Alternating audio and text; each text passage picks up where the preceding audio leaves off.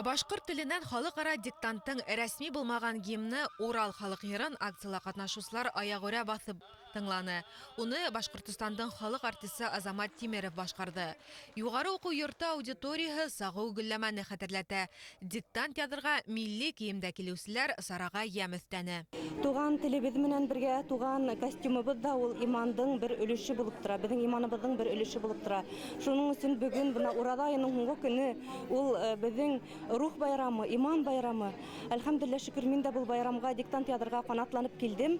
Дуан, Балакатай, Кыйгы, Мәсетле, Салават районының агынәйдәре миңа ошы милли костюмды сәхнәләп бүләк иткәннәр. Диктант өчен төп майдансык булып Башкорт дәүләт яңгыса Өфе фән һәм технологиялар университеты юкка хайланмаган.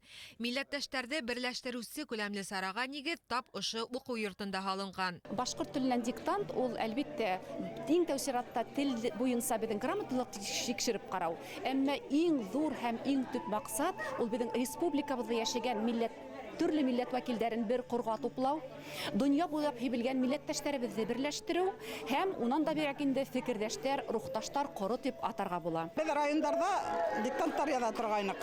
Шуннан һуң бөтен районнарда йөреп сыккандан һуң Әнишләп республика менән бергәләп диктант язып карамаска дигән башка ой килде лә һәм 15нче елдан башкорт теленнән региональ диктант оештыра башлагайнык. Һәм шунда халыктың менә бүгенге кебек милли киемдәрдә байрам кәефе менән килүен күреп, шунда ук ошо проекттың озын гомерле һәм бик шулай зур проект булыры билдәле булгайны. Язма эште онлайн язучылар өчен диктант тексты Башкортстан юлдаш телевидениеһенең тура эфирында яңгыраны. Елдагыса ул үз кимәлдә. Башкортса иркен аралашусы, телде башлап өйрәнүчеләр һәм төньяк көнбайыш диалектында аралашучылар өчен үткәрелде. Без тугыннан башлап үзебез шушы телдә сөйләшеп, шушы төньяк көнбатыш башкорт теленең диалектында сөйләшәбез. Шуның белән үстек, шуның белән яшәйбез, кеше белән аралашабыз. Урындагы хакимиятта эшләгәндә бу тел бик кирәк, тел генә түгел, яза белү тоже мөһим. Диалект дип әйтмәс инем, бу безнең борынгы башкорт теле. Уны кызганычка каршы татар теле менән бутайдар, әмма бу татар теле түгел, тап менә безнең борынгы башкорт телебез. Инде охшашлыкка килгәндә химиялла диффузия дигән күренеш булган ише телдәр арасында ла диффузия бар. Һәр вакытта ла күрше халыктардан барыбер дә күпләр йогынты була һәм тел шул рәвешле, шул йогынты менән дә үсешә. Диктант аудиторияһында байрам кәефе, рух күтәренкелеге һизелә. Милли киемдә килүчеләр сарага ям өстәне. Башкорт зыялыларын бергә туплаучы, телде данлаучы язма эштә катнашучылар саны елдан-ел арта. Миңа үземә бик кызык, сынап карарга үземдә. Мин икенче тапкыр язам. Былтыр ул еңел кимәлдәге булган диктант булды. Бүген дә уже продвинутый кимәлдә катнашам. Шуның өчен әлбәттә тулкандыра. Без үзебезнең туган телебезне барыбыз да яратабыз, шуның өчен катнашырга кирәк. Башкорт телен диктантында мин уже икенче тапкыр катнашам. Бүгенге текст авыррак, шулай булса язып була. Язам, бик охшай миңа катнашу.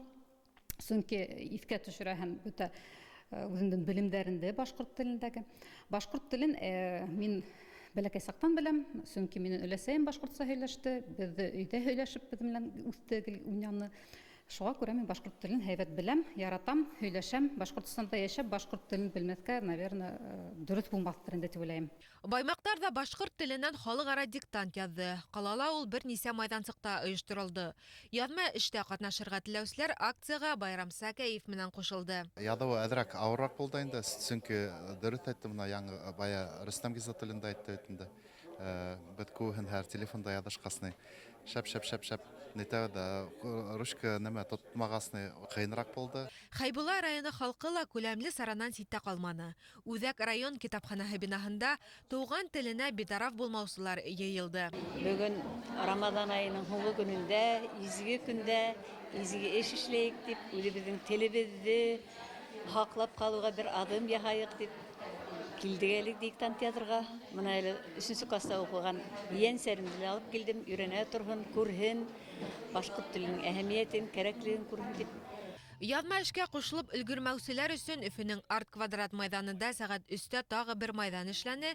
Яшьтәр асык һавала диктант язды. Быннан тыш, диктант язмаһы телеканалдың рәсми сайтында 23 апрельгә тиклем һаклана. Ошо сырда диктантты язып, bashdiktant.ru сайтына ебәрү шарт. Халыкара кимәлдә оештырылган акциялар катнашучылар саны елдан-ел арта. Мәсәлән, узган елда 330 мең кеше язма эштә катнашкан. Был Башкортостандан гына түгел, Рәсәйнең 15 төбәгеннән шулай ук сит илдәрдән дә катнашучылар кушылган. Быел иһә катнашучылар саны күбрәк булыр дигән өметтә калабыз. Лилия Максутова, Азат Ишбулатов, Виктор Миренков, Яңалыктар.